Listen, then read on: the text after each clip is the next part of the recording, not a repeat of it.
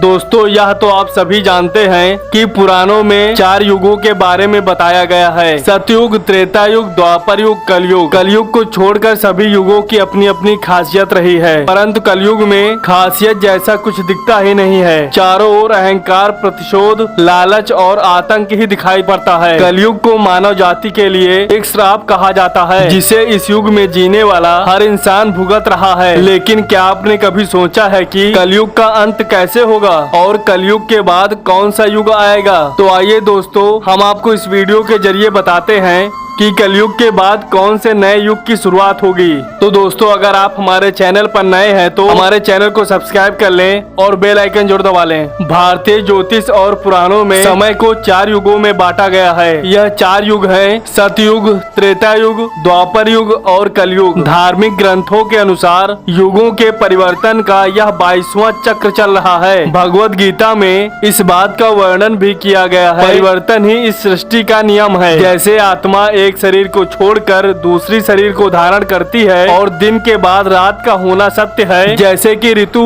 अपने समय के अनुसार परिवर्तित होती है, ठीक उसी तरह एक निर्धारित काल अवधि के बाद इस सृष्टि में युग का परिवर्तन होना अटल सत्य है। युग परिवर्तन के इस चक्र के अनुसार अभी कलयुग चल रहा है। शास्त्रों के अनुसार कलयुग 4,32,000 सालों का है, जिसमें कि अभी 4,27,000 साल बचे हुए हैं। अर्थात कलयुग का अंत होने में अभी काफी समय है। लेकिन कलयुग का अंत कैसा होगा, इसका वर्णन ब्रह्म पुराण में मिलता है। ब्रह्म पुराण के अनुसार कलयुग में मनुष्य की आयु महज घटकर 12 वर्ष रह जाएगी। इस दौरान मानव जाति का पतन होगा, लोगों में द्वेष और दुर्भावना बढ़ेगी। दोस्तों, जैसे जैसे समय बीतता जाएगा नदियाँ सूखती जाएंगी, अन्याय करने वाले लोगों की बढ़ोतरी होगी, लोग धन के लोभ में किसी की भी हत्या कर देंगे और कोई भी गलत कार्य करने में संकोच बिल्कुल नहीं करेंगे। और कलयुग के 5000 साल बाद गंगा नदी सूख जाएगी और पुनः वैकुंठ धाम लौट जाएगी। धीरे धीरे करके सभी देवी देवता पृथ्वी लोक को छोड़ करके अपने अपने धाम लौट जाएंगे। मनुष्य पूजन, कर्म कांड, व्रत, उपवास व सभी धार्मिक कार्य करना बंद कर देंगे। गाय दूध देना बंद कर देगी। कलयुग में समाज हिंसक हो जाएगा। जो लोग बलवान होंगे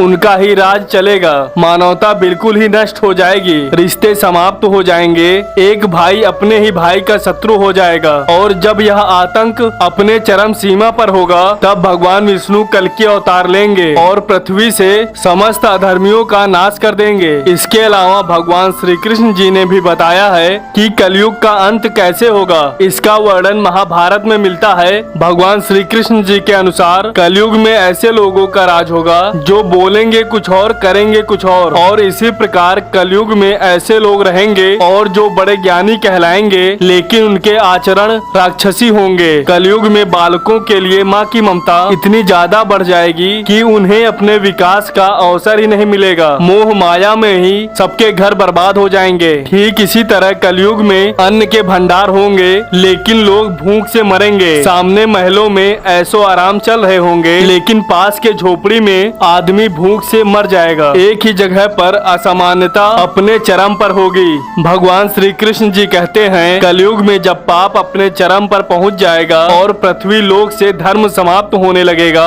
तब मैं कल की रूप में अवतरित होकर इस धरा को पापों से मुक्त करूंगा और उसके बाद जो नया युग आएगा वह सतयुग कहलाएगा। अर्थात सृष्टि युग परिवर्तन का 22वां चक्र पूरा करके 23वें चक्र में प्रवेश करेगी और फिर से नव युग आरंभ होगा जो सतयुग के नाम से जाना जाएगा। इस युग में मनुष्यों की आयु 4000 से 10,000 वर्ष तक होगी। पृथ्वी लोक पर फिर से धर्म का बोलबाला होगा। मनुष्य भौतिक सुख की जगह पर मानसिक सुख पर बल देगा। मनुष्यों में एक दूसरे के लिए नफरत की कोई जगह ही नहीं होगी। चारों तरफ प्रेम ही प्रेम होगा। मानवता की पुनः स्थापना होगी। मनुष्यों को परम ज्ञान की प्राप्ति होगी। लोग पूजन, कर्म कांड पर विश्वास करेंगे। सतयुग में मनुष्य अपने तपोबल से देवी देवताओं से बात कर सकेंगे। इस युग में लोगों को अपने शरीर पर पूर्ण नियंत्रण होगा। आत्मा का परमात्मा के मिलन से सभी सुखी होंगे। अर्थात सतयुग को इस पृथ्वी लोक का स्वर्ण युग भी कहा जाएगा। लेकिन प्रिय दोस्तों, कलयुग को अभी अपना काफी लंबा समय तय करना है और सतयुग के आने में लाखों वर्ष बाकी हैं। तो दोस्तों, क्यों न हम लोग कलयुग में ही अपने धर्म